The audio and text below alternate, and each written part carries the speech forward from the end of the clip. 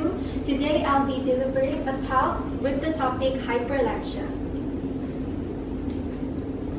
So the content for my talk today is first, the introduction, second, the definition for Hyperlexia, third, the difference between Hyperlexia and Dilection, fourth, Hyperlexia and autism, 5. The types of Hyperlexia, 6. The characteristics, 7. The diagnosis, and 8. The treatment, and finally the conclusion for my talk today.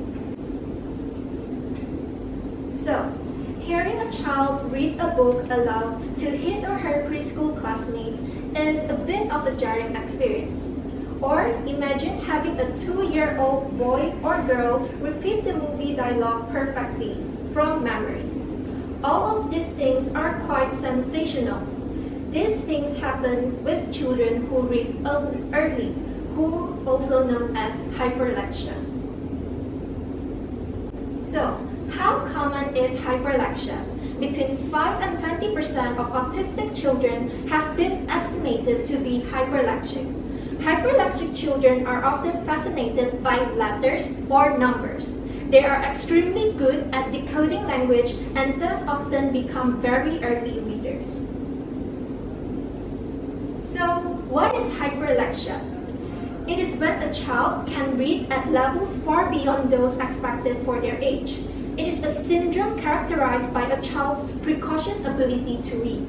A child with hyperlexia might figure out how to decode or sound out words very quickly, but they will not understand or comprehend most of what they are reading. Unlike gifted reader, hyperlexic children will have communication or speaking skills that are below their age level. Some kids even have hyperlexia in more than one language, but have below average communication skills. Hyperlexia was initially identified by Norman E. Silverberg and Margaret C. Silverberg in 1967.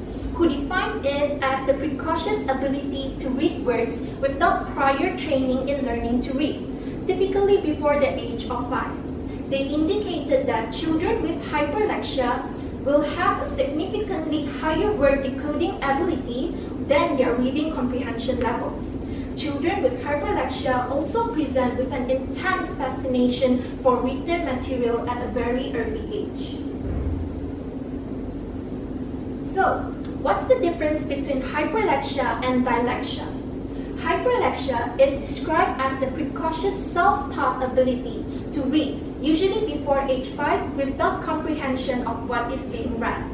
Dyslexia, on the other hand, is a learning disorder that involves difficulty reading due to problems identifying speech sounds and learning how they relate to letters and words, also called reading disability.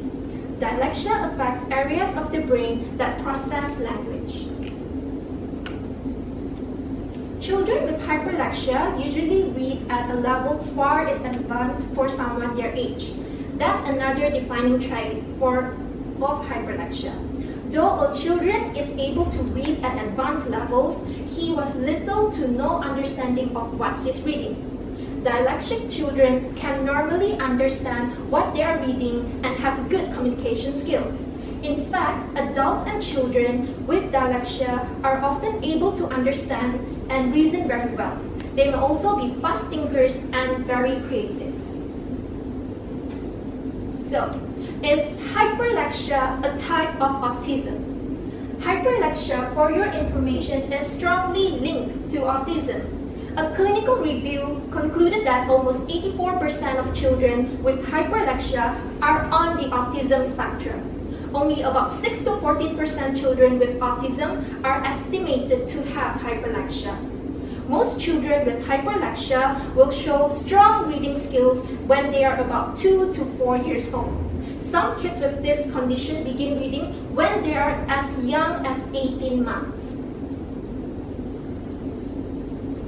Next, we move to the types of hyperlexia. Type 1 hyperlexia. These are neurotypical children who are very early readers. The ability is attention-getting and conspicuous because of its early onset compared to their peer group. Usually, this reading ability is a accompanied by comprehension. Over time, most of the other children also learn to read at expected ages, so Hyperlexia 1 is a transient ability, just ahead of its time in otherwise normal children. Type 2 hyperlexia. This population are obsessed with both letters and numbers. They need to rearrange letters and numbers and prefer alphabet blocks to other toys. Hyperlexia part is considered a 7-like splinter skill. The really defining feature is that while the children may be an incredibly voracious reader with an amazing memory, but their comprehension of what they read is very poor. All children with type 2 hyperlexia are children with autism. They have a hard time with eye contact and social skills. They need help developing their speech and language skills. Type 3 hyperlexia. These children are precocious readers. They also have little to no understanding of what they are reading. They struggle with communication skills and exhibit signs of autism. But according to Dr. Trafford, those behaviors eventually fade and disappear over time. In that way, they are unlike children who are truly on the autism spectrum.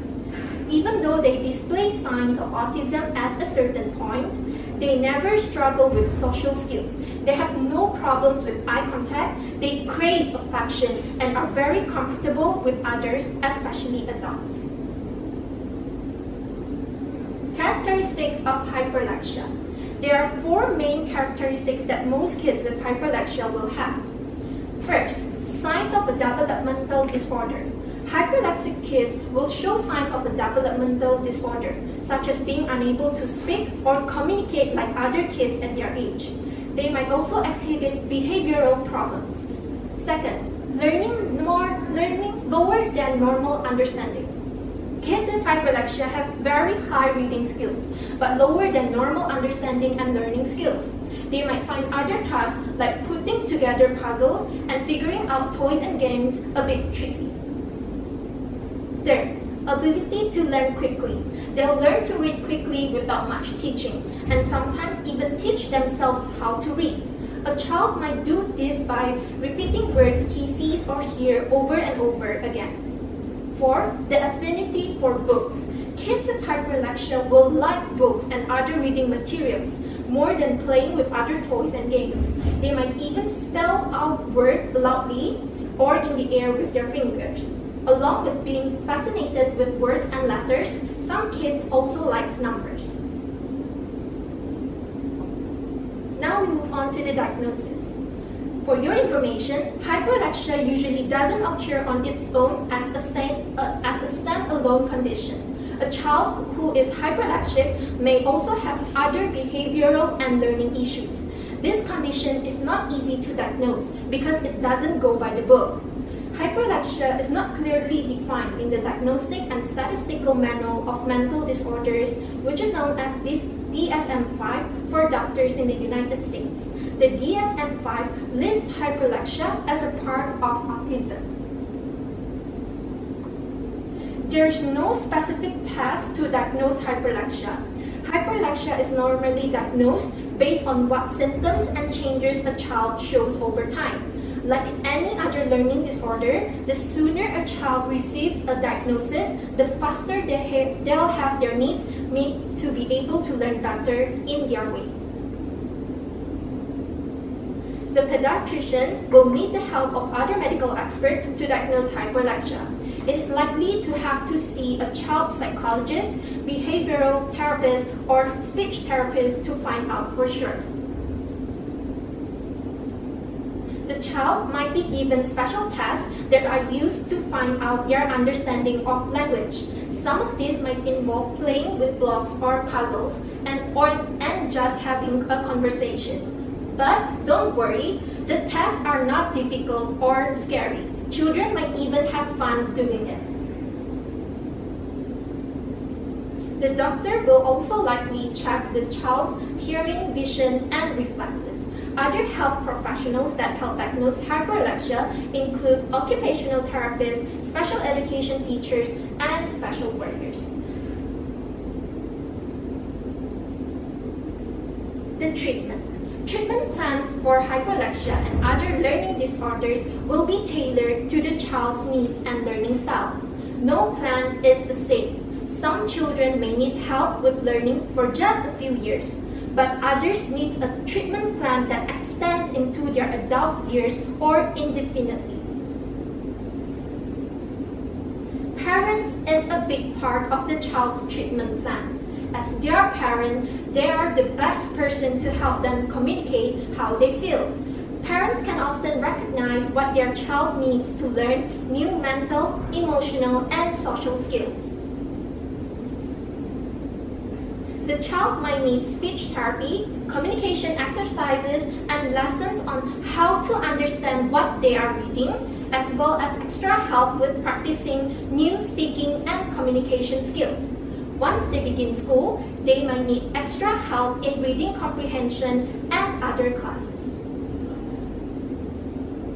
And finally, the conclusion for my talk today. If a child is reading remarkably well at a young age, it doesn't mean they have hyperlexia or are on the autism spectrum. Likewise, if the child is diagnosed with hyperlexia, it doesn't mean that they have autism.